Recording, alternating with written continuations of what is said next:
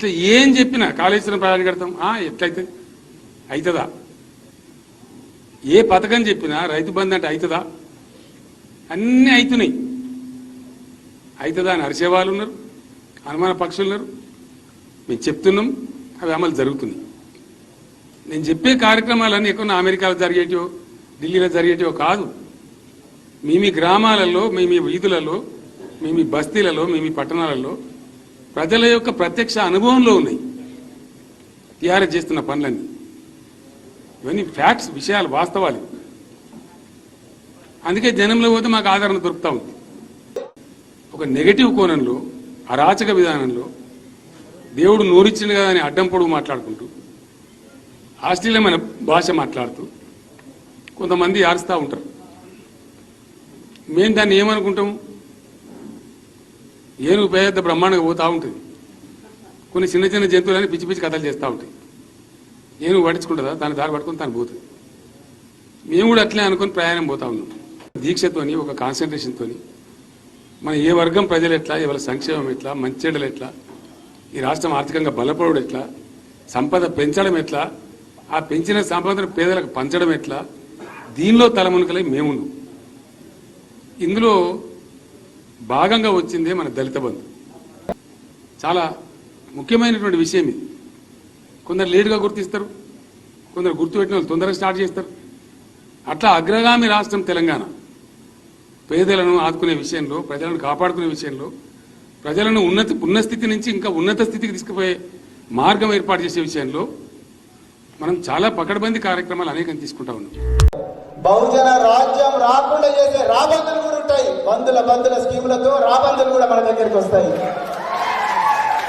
ఆ వ్యక్తులు వచ్చి మనకేం చెప్తారు? కుండల తలకాయ పెడతారు, ముగ్గు నేలకు రాస్తారు మన ముందరనే. మన అక్కను, అమ్మలందరినీ వదిన, తల్లి, చెల్లె అంటారు. అది చేస్తామంటారు, ఇది చేస్తే నువ్వు చారాన్ని అడిగితే భారంగా తీసుకో, ఇది చారాన్ని అడుగుతున్నావు అంటారు. నువ్వు చారాన్ని అడిగితే భారంగా అడుగుతావు, కానీ నువ్వు అడుక్కోవాలి, బరాబర్ అడుక్కోవాలి. కానీ చారాన్ని తీసుకోమంటారు, చారాన్ని అడుగుతున్నావు, ఇది భారాన్ని తీసుకోమంటారు. 20,000 ఇస్తారు, 2,000 ఇస్తారు, 2,000 ఇస్తారు, 20,000 ఇస్తారు, రేపు 1,00,000 కోట్లు కూడా ఇస్తారు. అమ్ముడు పోతారా? గట్టే చెప్పండి భాయ్, అక్క చెప్పండి, అమ్ముడు పోతారా? ఆత్మగౌరవం ఈరోజు మనకు ఉండాల్సింది ఆత్మగౌరవం. ఎన్ని రోజులని మనం వాంఛనాలి, ఎన్ని రోజులని రోడ్లు ఉడవాలి, ఎన్ని రోజులని కైకీలు చేయాలి, ఎన్ని రోజులని ఈ గోస మనకు, ఎన్ని రోజులని గోస, ఎన్ని రోజులని పైకాళ్ళు కట్టాలి.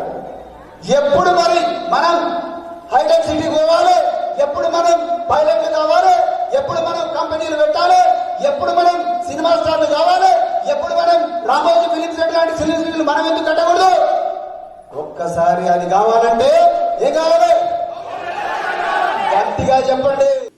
ఎమ్మెల్యే, ఎంపీ కావాలని కాదు నేను వచ్చింది, మన బిడ్డలను పాలకులుగా చేయాలని వచ్చిన, లేకపోతే బానిసలుగా అయ్యే ప్రమాదం ఉన్నది. తరతరాలుగా బానిసలుగా అయ్యే ప్రమాదం ఉన్నది.